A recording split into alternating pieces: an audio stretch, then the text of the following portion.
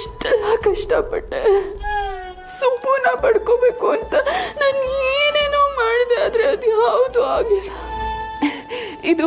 ಇದು ವಿಧಿ ಆಟನಾ ಅಥವಾ ನಾನೇ ದುರದೃಷ್ಟನಾ? ನನ್ನ ಪ್ರೀತಿನ ನನ್ನ ಕಡೆಗೂ ಸುಬ್ಬು ಹತ್ರ ಹೇಳ್ಕೊಳೋದಕ್ಕಾಗಲಿಲ್ಲ. ಅವನಿಗೆ ನನ್ನ ಮೇಲೆ ಅಂತ ಭಾವನೆನೇ ಇಲ್ಲ ಅಂದರೆ ನಾನು ಅವನ ಹತ್ರ ನನ್ನ ಪ್ರೀತಿನ ಹೇಳ್ಕೊಂಡ್ರು ಏನು ಪ್ರಯೋಜನ? ಇಷ್ಟು ದಿನ ಜೊತೆಯಲ್ಲಿದ್ರು ನನ್ನ ಪ್ರೀತಿನ ಹೇಳ್ಕೊಂಡಿಲ್ವಲ್ಲ ಅಂತ ಎಲ್ರಿಗೂ ಅನ್ನಿಸ್ಬೋದು. ಆದರೆ ನಿಜವಾದ ಪ್ರೀತಿನ ಪ್ರೀತಿಸಿದವ್ರ ಹತ್ರ ಹೇಳ್ಕೊಳ್ಳೋದು ಅಷ್ಟು ಸುಲಭ ಅಲ್ಲ, ತುಂಬ ಕಷ್ಟ ಅದು. ನನಗೆ ಧೈರ್ಯನೇ ಇಲ್ಲ ಅನ್ಸುತ್ತೆ. ಅವನು ಎಲ್ಲಿ ಇಲ್ಲ ಅಂದ್ಬಿಡ್ತಾನೋ ಅಥವಾ ಒಪ್ಕೊಳ್ದೆ ನನ್ನನ್ನು ದೂರ ಮಾಡ್ಬಿಡ್ತಾನೋ ಅನ್ನೋ ಭಯ ಕಾಡ್ತಾ ಇರುತ್ತಮ್ಮ. ಸುಬ್ಬು ಇಲ್ಲದೆ ನನ್ನ ಜೀವನನೇ ಇಲ್ಲ ಅಂದ್ಕೊಂಡಿದ್ದೆ, ಆದ್ರೆ ಈಗ ಅದೇ ಮಾತು ನಿಜ ಆಗೋಯ್ತು. ಅವನೇ ಅಪ್ಪನ ಹತ್ರ ಸತ್ಯ ಹೇಳಿ ಮಾತನ್ನ ನಿಜ ಮಾಡ್ಬಿಟ್ಟ. ಅವನಿಂದ ದೂರ ಮಾಡ್ಬಿಟ್ಟ ಅಮ್ಮ, ಅವನಿಂದ ದೂರ ಮಾಡ್ಬಿಟ್ಟ.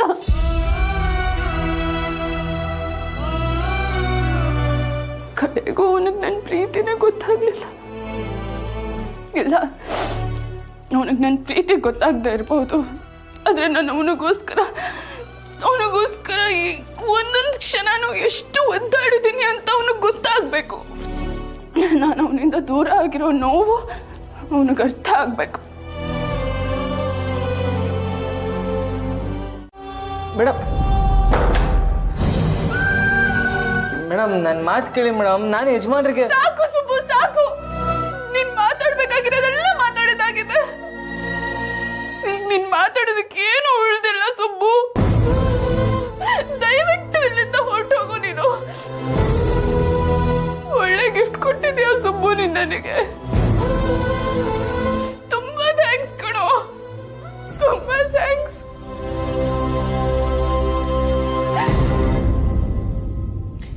ಇದು ನನ್ನ ಕಡೆ ಮಾತು. ಇನ್ನು ನಮ್ಮಿಬ್ರ ಮಧ್ಯ ಮಾತಾಡೋದಕ್ಕೆ ಇನ್ನೇನು ಉಳ್ದಿಲ್ಲ. ಹೊರಟೋಗು, ನೀನು ಹೊರಟೋಗು. ಮೇಡಮ್ ಏನ್ ಮೇಡಮ್ ಹಿಂಗೆಲ್ಲ ಮಾತಾಡ್ತಿದ್ದೀರಾ? ನಾನು ನಿಜವಾಗ್ಲೂ ಯಜಮಾನ್ರಿಗೆ ಸಾಕು ಸಾಕು ಸಾಕು. ಅಪ್ಪನ ಹತ್ರ ನಿನ್ ನಂಬಿಕೆನ ಉಳಿಸ್ಕೊಂಡಿದ್ಯಾ ಅಲ್ವಾ? ನೀನ್ ಗೆದ್ದೆ ಸುಬ್ಬು, ನೀನ್ ಗೆದ್ದೆ. ಹೋಗ್ಲಿ ಬಿಡು, ನಾನು ಸೋತ್ ಹೋದೆ. ನಾನು ದಯವಿಟ್ಟು ಇಲ್ಲಿಂದ ಹೊರಟೋಗು.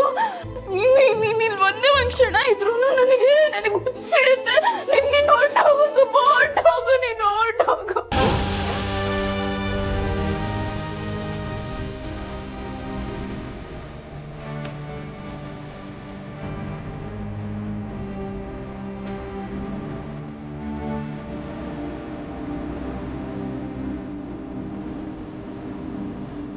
ಏನು ಅನ್ಕೋಬೇಡಿ, ಶ್ರಾವಣಿ ಕೋಪ ನಿಮ್ಗೇನು ಹೊಸ್ದಲ್ಲ.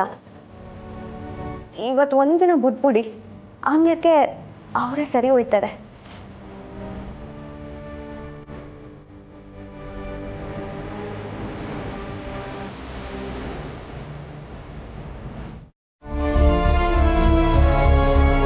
ಸುಬ್ಬು,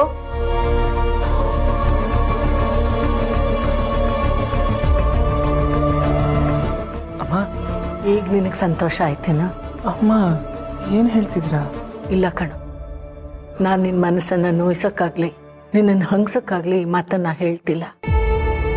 ನೀನು ಹೆಣ್ಮಕ್ಳ ಜೊತೆ ಬೆಳೆದಿರೋನು, ಲೋಕಜ್ಞಾನ ಇರೋನು, ಯಾವುದಾದ್ರೂ ಒಂದು ವಿಷಯದ ಬಗ್ಗೆ 10 ಸರಿ ಯೋಚನೆ ಮಾಡಿ ಆಮೇಲೆ ತೀರ್ಮಾನ ತಗೊಳ್ಳೋ ಅಂತ ತಿಳುವಳಿಕೆ ಇರೋನು. ಆದರೆ ಕೆಲವೊಂದು ವಿಷಯದಲ್ಲಿ ನೀ ಎಡವು ಬಿಡ್ತೀಯಲ್ಲೋ. ಅರ್ಥ ಆಗ್ತಾಯಿಲ್ಲ ಅಮ್ಮ, ನೀವು ಏನು ಹೇಳ್ತೀರಾ ಅಂತಾನೆ ಗೊತ್ತಾಗ್ತಿಲ್ಲ. ಹೆಣ್ಮಕ್ಳ ಜೊತೆ ಬೆಳೆದಿದ್ರು ಹೆಣ್ಮಕ್ಳ ಮನಸ್ಸನ್ನ ಅರ್ಥ ಮಾಡ್ಕೊಳ್ಳೋದು ಅಷ್ಟು ಸುಲಭ ಅಲ್ಲ. ತಾಯಿ ಮನಸ್ಸಿಗೂ ಅಕ್ಕ ತಂಗಿರ ಮನಸ್ಸಿಗೂ ನಿನ್ನನ್ನೇ ನಂಬ್ಕೊಂಡು ನಿನ್ನ ಜೊತೆನೇ ಇರಬೇಕು ಅಂತ ಬಂದಿರೋ ಒಂದು ಮನಸ್ಸಿಗೂ ವ್ಯತ್ಯಾಸ ಇರುತ್ತೆ. ಶ್ರಾವಣಿನ ನಿಮ್ಮ ಮನೆಯವರೆಲ್ಲ ತುಂಬಾ ಚೆನ್ನಾಗಿ ನೋಡ್ಕೊಂಡಿದ್ದಾರೆ, ಅದು ಸಂತೋಷದ ವಿಷಯವೇ. ಆದರೆ ಇಷ್ಟು ದಿನ ನೀನು ಅವಳ ಜೊತೆ ಇದ್ದೂ ಅವಳ ಮನಸ್ಸಿನ ಭಾವನೆನ ಅರ್ಥನೇ ಮಾಡ್ಕೊಳ್ಳಿಲ್ವಲ್ಲೋ. ಅವಳ ಮನಸ್ಸಿನ ಭಾವನೆನ ಅರ್ಥ ಮಾಡ್ಕೊಳ್ಳೋದ್ರಲ್ಲಿ ಸೋತ್ಬಿಟ್ಟೆ. ನೀನು ಅವಳ ನಿಜವಾದ ಸ್ನೇಹಿತನೇ ಆಗಿದ್ದಿದ್ರೆ ಅವಳ ಮನಸ್ಸಿನ ಭಾವನೆನ ಅರ್ಥ ಮಾಡ್ಕೊಳ್ಳೋ ಪ್ರಯತ್ನ ಮಾಡ್ತಿದ್ದೆ. ಆದ್ರೆ ನೀನು ಅದ್ರಲ್ಲಿ ಸೋತ್ಬಿಟ್ಟೆ. ಹಾಗಂತ ಅವಳು ಮಾಡಿದ್ ಸರಿ ಅಂತ ನಾ ಹೇಳ್ತಿಲ್ಲ. ಅವಳು ಮಾಡಿದ ತಪ್ಪೆ, ತುಂಬಾನೇ ದೊಡ್ಡ ತಪ್ಪು. ತಾನೇ ತಾಳಿ ಕಟ್ಕೊಂಡು ಒಬ್ಬ ಅಮಾಯಕನ್ನ ಸಂಕಷ್ಟಕ್ಕೆ ತಳ್ಳಿದ್ದು ತುಂಬಾನೇ ದೊಡ್ಡ ತಪ್ಪು. ಆದ್ರೆ ಅವಳು ಅಂಥ ದೊಡ್ಡ ತಪ್ಪು ಮಾಡಬೇಕು ಅಂತಂದ್ರೆ ಅದ್ರ ಹಿಂದೆ ಒಂದು ದೊಡ್ಡ ಉದ್ದೇಶನೂ ಇರ್ಬೇಕಲ್ವೇನೋ. ಅಥವಾ ನನ್ನ ಮೊಮ್ಮಗಳು ಕೆಟ್ಟವಳೆ ಆಗಿರ್ಬೇಕು. ವಿಜಯ್, ಎಲ್ಲಾದ್ರೂ ಉಂಟಮ್ಮ. ಶ್ರಾವಣಿ ಮೇಡಮ್ ಕೆಟ್ಟವರಾಗಿರೋಕ್ಕೆ ಸಾಧ್ಯನೇ ಇಲ್ಲ. ಅವ್ರು ದೊಡ್ಡ ಮನೆ ಹುಡುಗಿ. ಅವ್ರ ಮನಸ್ಸಲ್ಲಿ ಒಂಚೂರು ಕೆಟ್ಟ ಭಾವನೆಗಳಿಲ್ಲ, ಒಂಚೂರು ಕೆಟ್ಟ ಉದ್ದೇಶಗಳೂ ಇಲ್ಲ. ಮತ್ತೆ ಅವಳು ಮಾಡಿರೋ ತಪ್ಪಿನ ಹಿಂದೆ ಒಂದು ಒಳ್ಳೆ ಉದ್ದೇಶನೇ ಇರ್ಬೇಕಲ್ವೇನೋ.